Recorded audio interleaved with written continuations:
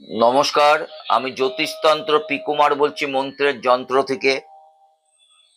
আমি গতবার বলেছি চোখ নিয়ে, চিবুক নিয়ে আলোচনা করেছি। আমি ভাগ্য বিচার, হস্তরেখা ভাগ্য বিচার এবং কুষ্টি বিচার আমি পরপরই আসছি। সেই ক্ষেত্রে আপনারা নিশ্চয়ই শুনেছেন এবং পর্যালোচনা করেছেন আমার প্রত্যেকটি কথা।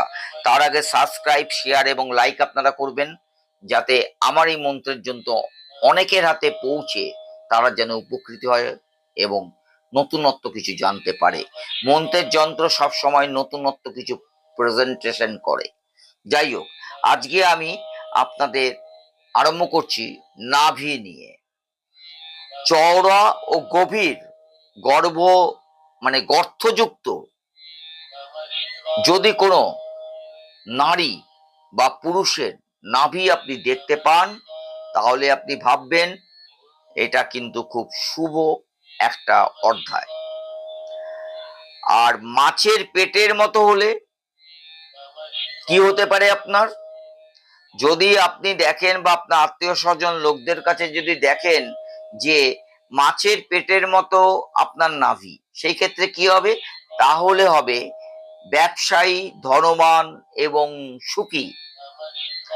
আর যদি দেখেন নিচের দিকে ঝোলা এমন একটা কোনো নাভি, সেটা কিন্তু অশুভ ফলদায়ক, 100% গ্যারান্টেড। আপনারা মন্ত্রের যন্ত্র থেকে শুনছেন আমার কথাগুলো।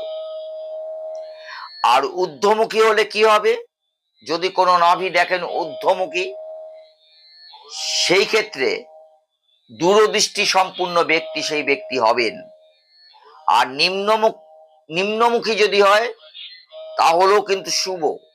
আর পাশের দিকে বাঁকা যদি কোনো নাভি দেখেন, সেই ক্ষেত্রে কিন্তু সেই ব্যক্তি, মহিলা বা পুরুষ যাই হোক না কেন, উনি কিন্তু দয়ালু। আর বাম দিকে বাঁকা হলে, কোনো নারী বা পুরুষের নাভিটা বাম দিকে একটু বাঁকা, তাহলে কি হবে? তাহলে পাশবিক প্রবৃত্তি পরায়ণ ব্যক্তি হয়ে থাকবেন। তাই নাভি নিয়ে আরো অনেক কথা আছে, যেই কথাগুলো আমি পরবর্তীকালে বলবো। তার কারণ নাভি একটা গুরুত্বপূর্ণ অধ্যায়। এই কারণেই অধ্যায় যে আপনারা নিশ্চয়ই জানেন যে যখন দাহ করা হয় কোনো ব্যক্তিকে, তখন কিন্তু সারা বডি পুড়ে গেলেও নাভিটা কিন্তু পুড়তে চায় না।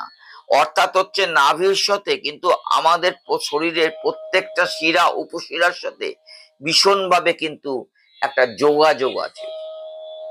যাই হোক, আমি নাভি নিয়ে আরো বিশদভাবে আসবো। নাভিটা একটা বিশাল বড় একটা সাবজেক্ট, আমি ছোট্টের মধ্যে আপনাদের বলে দিলাম। এবং আমি পরবর্তী অডিওতে আপনাদের আসবো নাক নিয়ে। এটাও কিন্তু একটা খুব গুরুত্বপূর্ণ অধ্যায়। নাকের উপর নির্ভর করে আপনার রূপ, নাকের উপর নির্ভর করে আপনার জীবনে চলার অনেকটাই পথ। নমস্কার।